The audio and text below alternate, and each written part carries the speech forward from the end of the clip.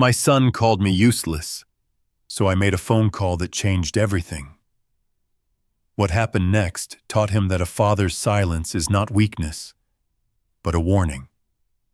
It was a quiet Tuesday morning, the kind where the sky looks washed out, like someone forgot to finish painting it. I was in the garage wiping grease off my hands, proud that I'd finally managed to fix the old pickup that had been sitting there for weeks. That's when Adam walked in. My son, my only child. He didn't even look at the truck, just looked at me. There was something cold in his eyes I hadn't seen before. "Dad," he said, with a half smile that didn't reach his face, "you really should stop pretending you're still useful."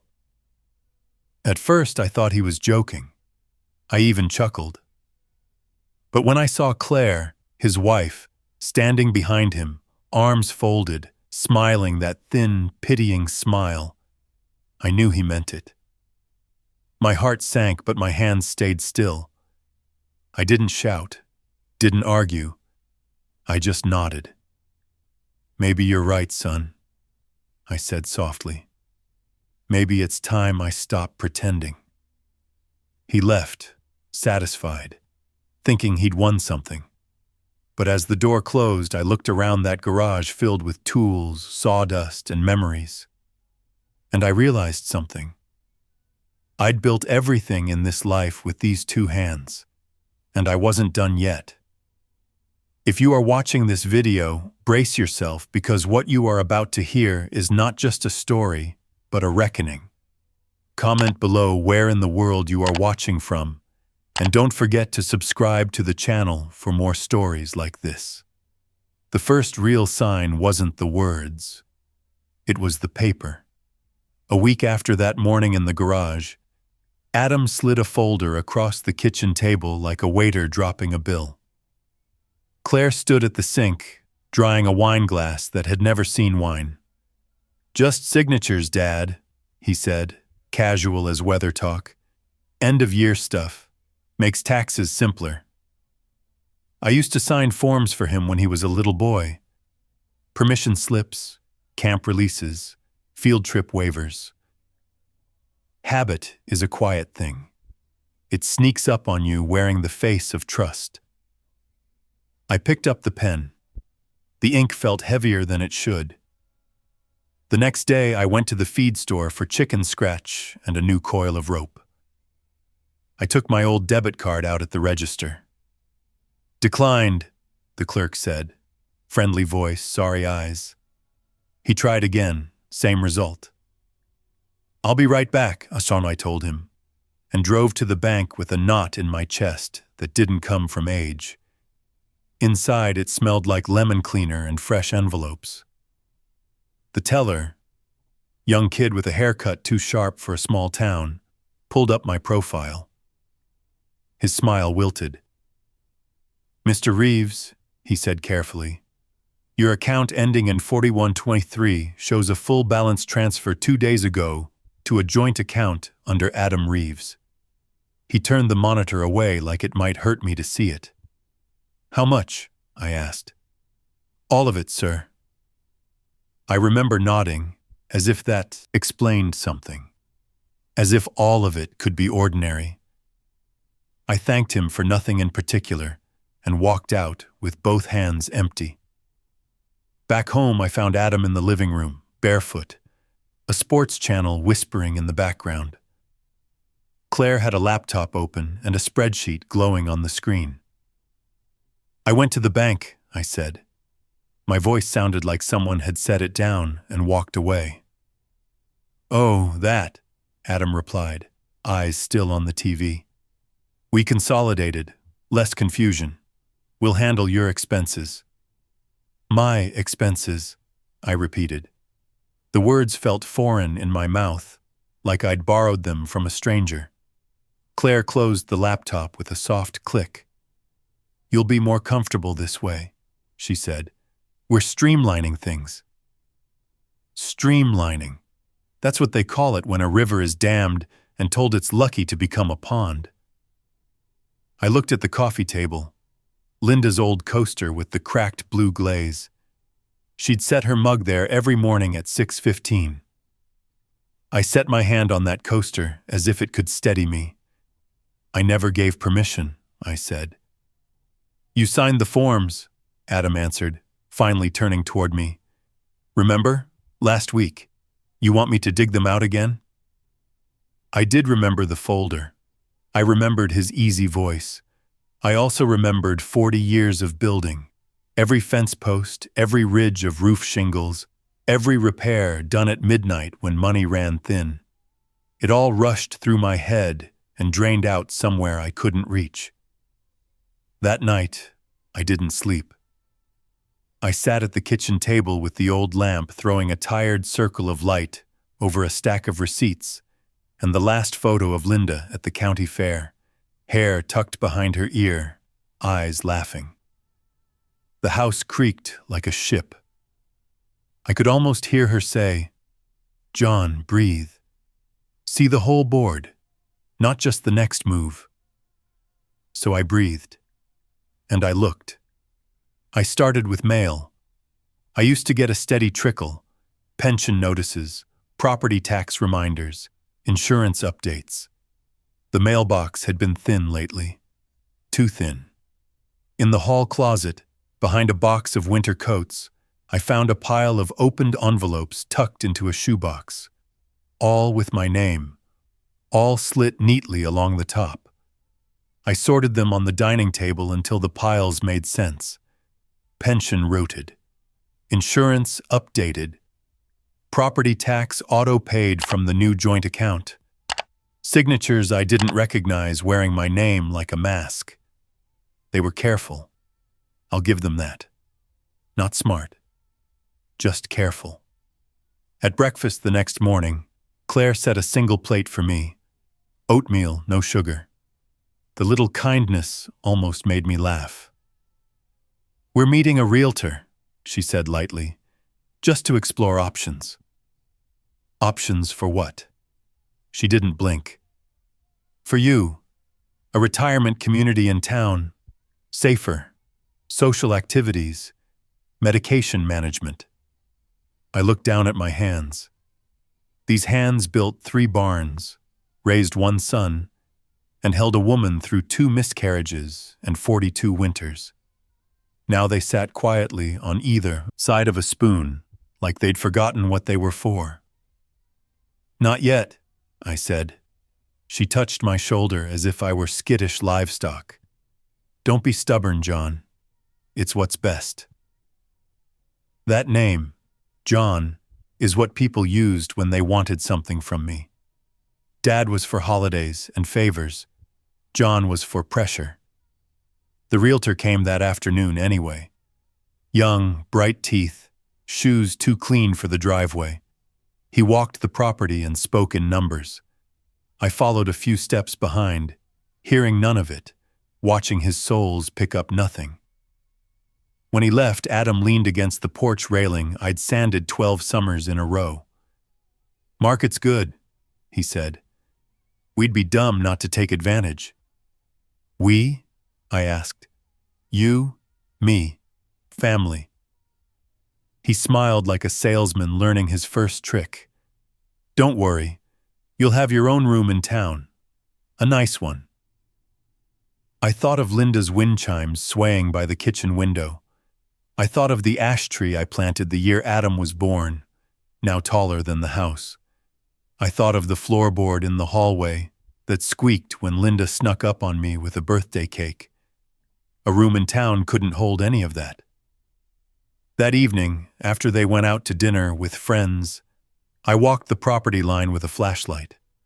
The pasture grass brushed my jeans and the cattle looked up, chewing like nothing in the world needed hurry. The sky was clear enough to see the old constellations. I counted fence posts one by one like rosary beads. At the far corner, I stopped at the stone Linda had tucked under the gate latch to keep it from swinging. I left it there. Some solutions don't need improvement. When I came back inside, a notice was taped to my door in neat block letters, signed like a foreman. I stood there with the note in my hand until the air cooled. Then I folded it in half and put it in the drawer with my pocket knife. Evidence wears many shapes. Sometimes it's just handwriting you recognize too well. Humiliation doesn't always arrive as shouting. Sometimes it's the sound of your keys not fitting the new lock. That happened the following week. I went to the barn at dawn to grease the baler, like I'd done 100 times. The padlock was new. My key slid in, stopped, and told me a story I already knew. I went back to the house quietly, made coffee, and waited for the kitchen to fill with the smell that used to mean Saturday. Adam came down in gym clothes, earbuds dangling. "Why'd you change the barn lock?" I asked. He didn't even look up. "Safety. You're forgetful lately." Forgetful. "Where are my tools?" "In storage," he said, pouring a protein shake into a polished steel bottle. "We're simplifying." He left. Claire didn't come down. The house hummed with appliances and good intentions. I sat at the table, palms flat on the wood Linda stained the summer we almost ran out of money. I studied the grain like a map. Somewhere in there was the route back to myself.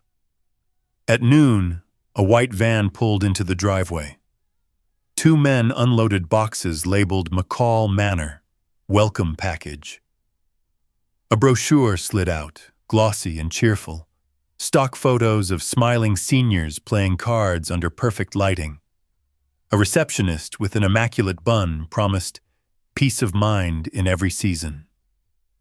Adam stood by the door while they stacked the boxes. "Just looking ahead," he said. "For you," I answered. He swallowed. "For all of us." The men left.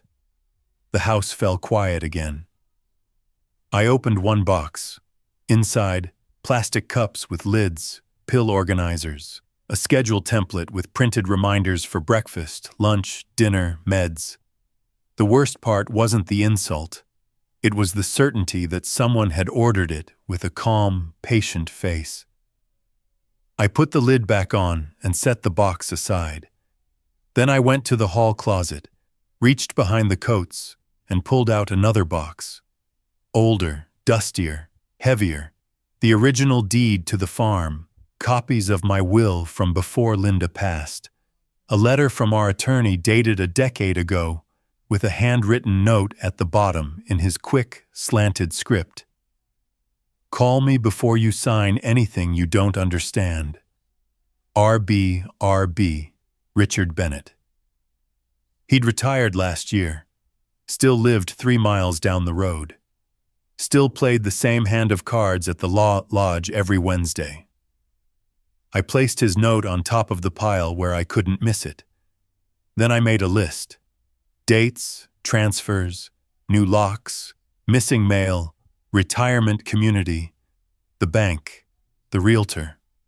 I wrote slowly, the way you plant posts, straight, measured, one at a time.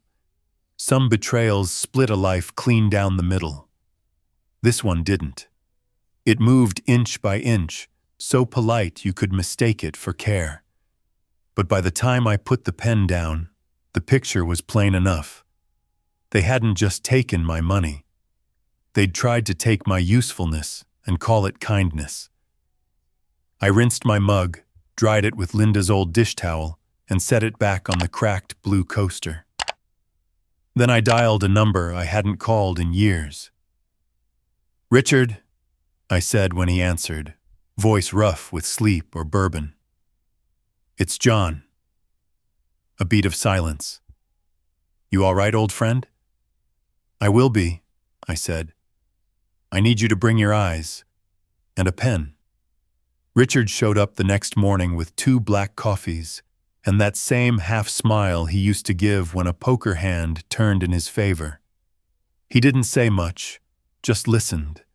Let me walk through the mess like a man trying to describe his own storm.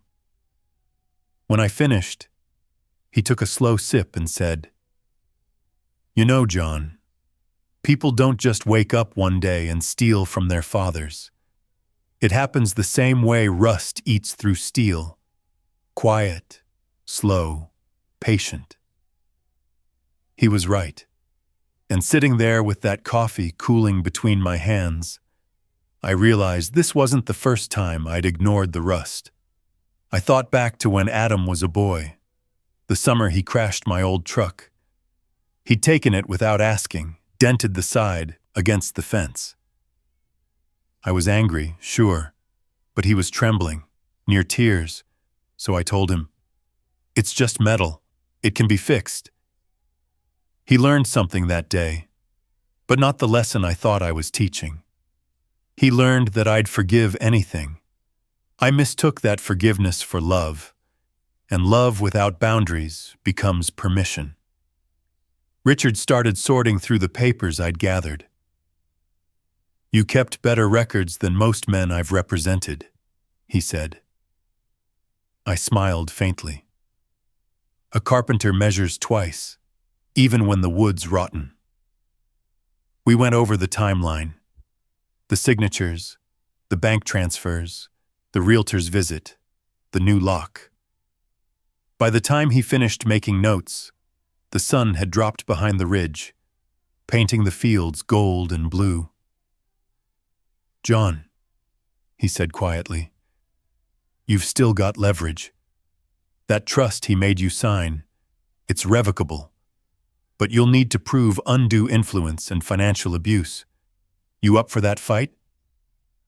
I looked out the window. The ash tree was bending in the wind, but it didn't break. "Yeah," I said.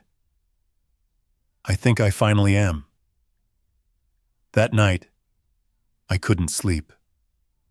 I walked the hallway and paused by the family photos. Linda's laughter caught mid-motion. Adam's first bicycle. The Christmas where we built that train set together. I stared at those frames and felt a strange mix of love and grief, like watching an old movie of a man you used to be. I sat down at the kitchen table again, same spot as always, and opened Linda's old notebook, the one where she kept quotes she liked. Inside, on a yellowed page, she'd written in her neat cursive, "The hardest lesson in love is knowing when to stop protecting what hurts you." I read it 3 times. Then I closed the book and looked around the house. The chipped mugs, the creaky floorboards, the smell of pine soap. This was all we ever wanted. A simple life, honest work, peace. And somehow, in trying to give Adam more than I had, I'd raised a man who thought peace was weakness. I poured myself a glass of water and watched the moonlight slide across the sink. For the first time, I didn't feel old. I felt awake. Richard had said something else before he left that morning. "You don't have to fight loud, John. You just have to fight right." So that's what I planned to do. I wrote down 3 words on a scrap of paper and pinned it to the wall above the table, where I could see it every morning.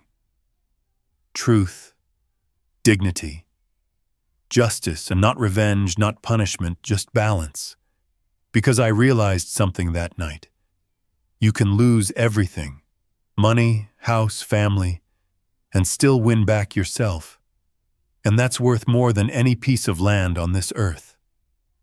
Richard told me to keep quiet for a while, to act the same, to let Adam believe he'd won.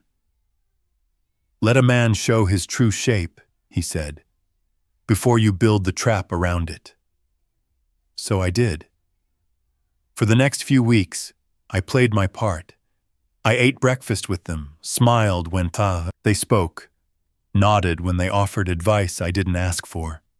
I even let Claire correct the way I folded towels, as if that were the hardest thing in my life. But inside, something was shifting. It wasn't anger, not anymore. It was resolve, the kind that moves slow but never stops. One afternoon, Adam came home early from work. He walked into the living room and found me sitting in Linda's old armchair, reading the local paper. He looked at me like he was checking if I was still alive. "Dad, about the sale," he began. "What sale?" I asked, without looking up. He hesitated. "The farm. We've had a few offers. Good ones. It's the smart move before the market dips." I folded the newspaper carefully and set it on my lap. "You know, son, when your mother and I bought this land, people said we were crazy too. Said farming was dying. But I guess some things outlive predictions." He laughed, a short, nervous sound. "This isn't about history, Dad. It's about reality." I nodded slowly. "Then here's some reality. You sell this land without my consent, and you'll be the one who's homeless." The silence between us thickened. He tried to smile it off. "You don't understand how it works anymore." "No," I said. "I understand exactly how it works. I just don't accept it." He stared at me, not like a son looks at his father, but like a man staring at a problem he thought was solved. Claire appeared in the doorway, holding her phone. "Adam, the realtor's waiting for confirmation." "Tell him to keep waiting," I said. She frowned. "You don't have the final say, John." I stood up, slowly. My knees hurt, but my voice didn't. "That's where you're wrong. You've been living under my roof, on my land, with my trust. And today, that trust expires." Claire looked at Adam, trying to keep control of the moment. "He's bluffing," she whispered. Adam hesitated. The same hesitation I saw the day he first lied to me as a boy. It was the pause of guilt, of knowing too much. "Maybe I am," I said quietly. "But maybe you should ask yourself what happens when I'm not." I walked past them and stepped out onto the porch. The air was cold, and the hills were glowing under the late sun, orange and blue like an old photograph. That land had seen droughts, storms, sickness, and still stood. So would I. That night, I went into my room and opened the envelope Richard had given me. Inside were the legal documents, proof of undue influence, copies of the trust clause, and an affidavit ready for filing. All it needed was my signature. For a long moment, I just sat there, pen in hand. There's something sacred about the moment an old man decides he's done being underestimated. It doesn't roar. It whispers. And I heard that whisper clear as the ticking clock on the wall. Enough. I signed. Then I called Richard. "It's time," I said. "You sure?" he asked. "I've been sure for 40 years, I replied. "I just forgot for a while." The next morning, I packed a small bag, just clothes, my notebook, and Linda's photograph, and left before sunrise. I didn't slam doors or leave notes. I let the silence do the talking. Richard met me at the courthouse at 9 a.m. sharp. The clerk looked up, surprised to see two old men walk in with the kind of calm that comes after a storm. We filed the petition to revoke the trust and freeze the assets.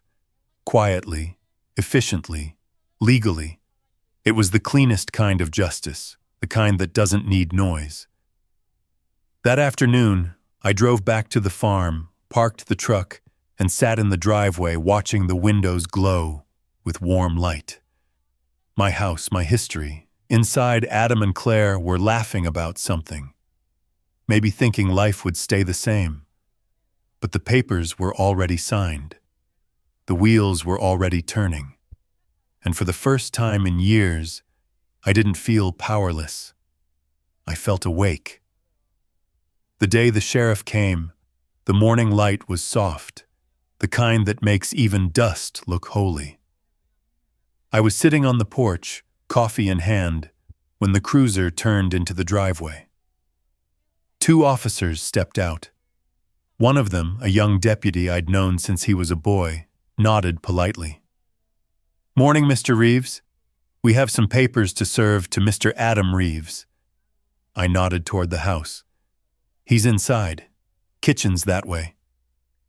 The screen door creaked open behind me. Adam stepped out barefoot, hair messy, eyes half asleep. The deputy handed him the envelope.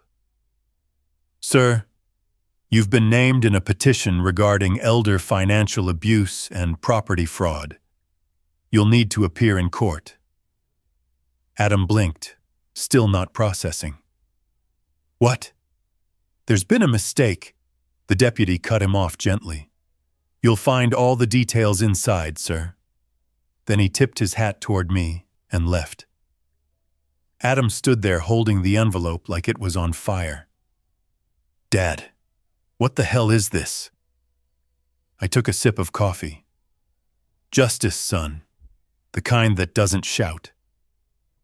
2 weeks later, the hearing began. It wasn't a trial yet, just a review. But Richard came prepared like it was Judgment Day. We had everything: copies of the trust showing undue influence, the bank withdrawals under Adam's name, the realtor's communication logs, even surveillance footage from the feed store proving I hadn't been incapacitated when the documents were signed. Richard presented it calmly, methodically, the way truth should be told. When he finished, the judge leaned back, took off her glasses, and looked at Adam. "Mr. Reeves, did your father give you explicit permission to transfer his assets?" Adam swallowed. "He signed the papers, Your Honor." "Did he understand what he was signing?" Silence. Claire, sitting beside him, tried to jump in. "We were just helping him manage things." The judge held up a hand. "Ma'am, this is not your turn to speak." I watched them both, my son, his wife, sitting there, fidgeting, avoiding my eyes. For 40 years, I'd built a life on the idea that trust was the same as love. But love doesn't give anyone permission to steal your dignity. When the judge spoke again, her tone was calm but final. "Effective immediately, all property transfers are suspended. The court orders a full audit of financial records and temporary control of the farm reverted to Mr. John Reeves." Adam's shoulders dropped, like something heavy had finally landed. Afterward, outside the courthouse, he followed me to the steps. "Dad, please. I can fix this. We can settle this privately." I turned to him. His voice still sounded like the boy who once ran to me after scraping his knees. But his eyes, they'd forgotten how to look without calculation. "You can't fix what you broke by choice," I said. "You fix it by learning what it cost." He looked down at the concrete steps. His hands trembled. "Claire said we'd be better off. She said you didn't need it. And you believed her." He nodded slowly, the shame finally surfacing.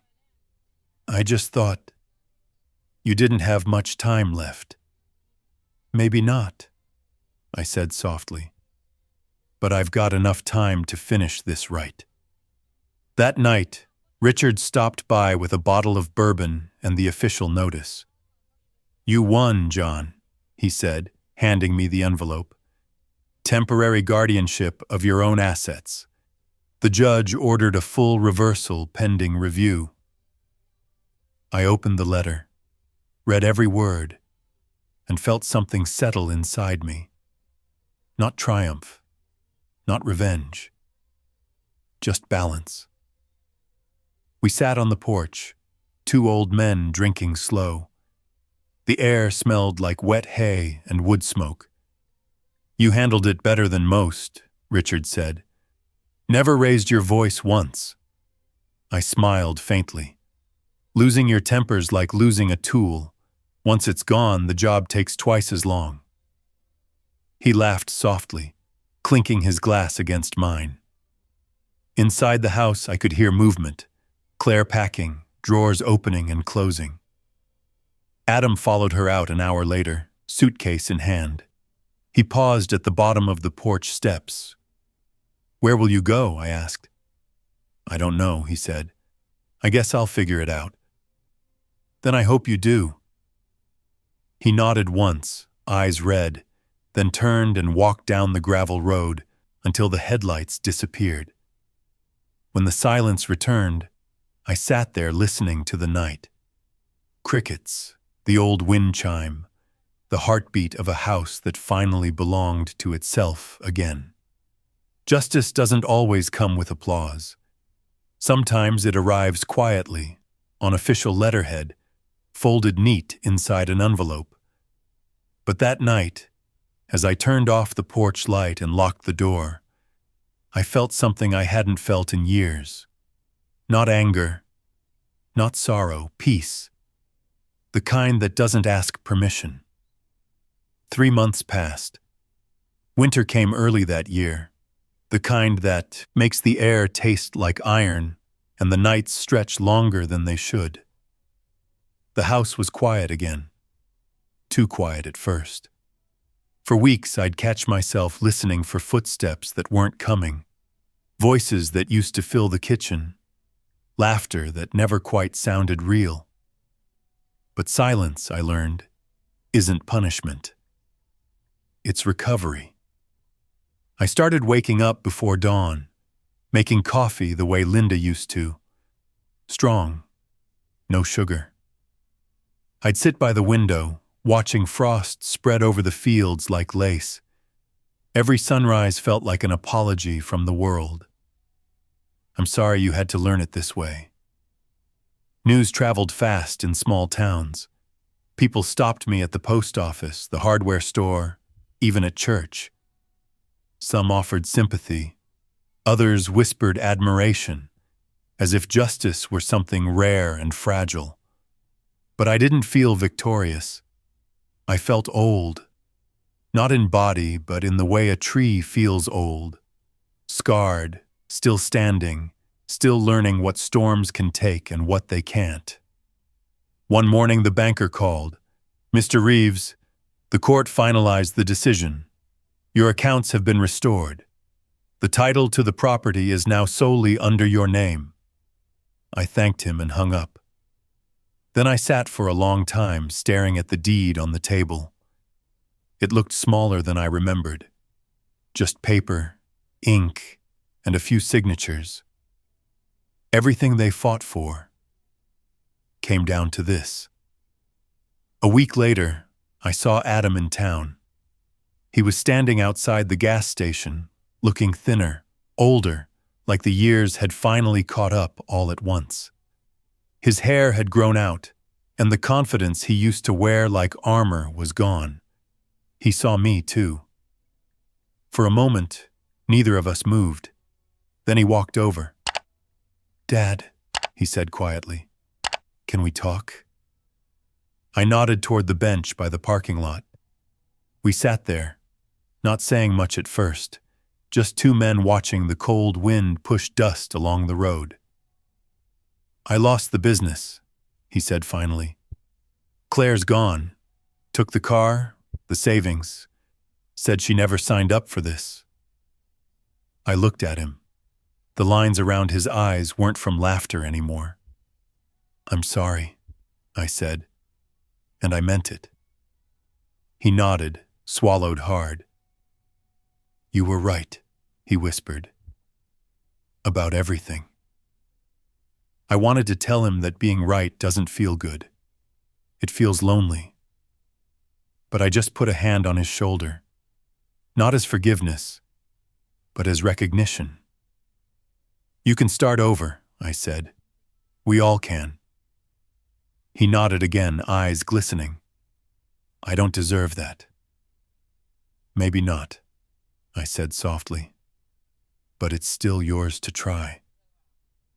When I got home that evening, The sky was turning gold behind the hills.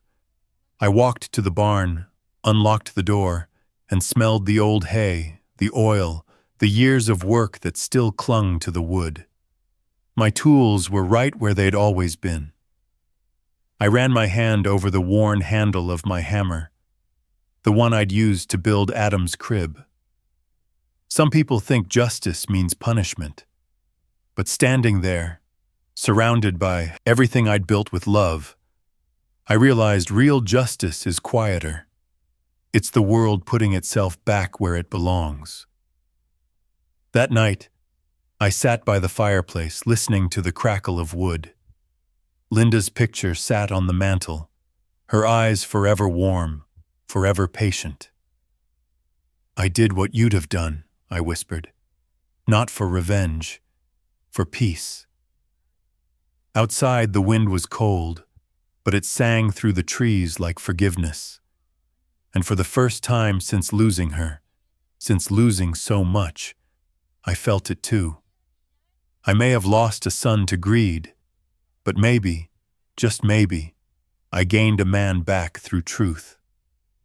Because sometimes you have to let a bridge burn, not out of hate, but so the light can show you the way forward. Spring came late that year, but it came. The frost gave way to soft rain, and the fields, those same tired fields that had seen betrayal, court orders, and silence, began to green again. Every morning I take the same walk down the gravel path behind the barn. The ground crunches under my boots. The air smells of earth and lilac, and somewhere in the distance the creek hums its quiet song. Sometimes I stop by the ash tree Adam and I planted when he was 10. It's taller now, stronger. The trunk split slightly where lightning hit it years ago, but it still stands. Maybe that's all any of us can hope for. Not perfection, just endurance. Last week, Adam came by. He didn't drive up like he used to, horn blaring and music loud. He parked at the gate and walked, slowly. When he reached the porch, he looked up, eyes uncertain. I poured 2 cups of coffee, black, no sugar, and handed him one without a word. We sat there a long time, watching the sky turn gold. "You keeping busy?" I asked. "Yeah," he said. "Working part-time at the mill. It's humbling." He gave a small, almost embarrassed laugh. "Guess I needed that." I nodded. "We all do, son. Life has a way of sanding our edges." He looked at me then, really looked. Not as a man defending himself, but as a son remembering. "Thank you," he said quietly, "for not hating me." I took a slow sip of coffee. Hate's heavy. I've carried enough weight in my life. The wind picked up, moving through the chimes Linda hung by the porch. For a moment, it felt like she was there, listening, forgiving both of us in her own way. When he left, I watched his figure disappear down the road until the dust settled back into silence. I didn't wave. I didn't need to. Some goodbyes don't mean the end. They mean understanding. That night, I walked to the barn again, turned off the light, and stood there in the dark, breathing in the smell of hay, wood, and years. Everything I had lost, dignity, trust, peace, was back where it belonged. Maybe justice isn't about winning or losing. Maybe it's about learning how to let go without losing yourself. Now, when people in town ask how I'm doing, I just smile and say, better than ever. I've got quiet mornings, strong coffee, and no locks I can't open. And that's the truth. Because the greatest victory isn't taking back what was stolen. It's waking up every day knowing no one owns you. Thanks for listening. Don't forget to subscribe and feel free to share your story in the comments. Your voice matters.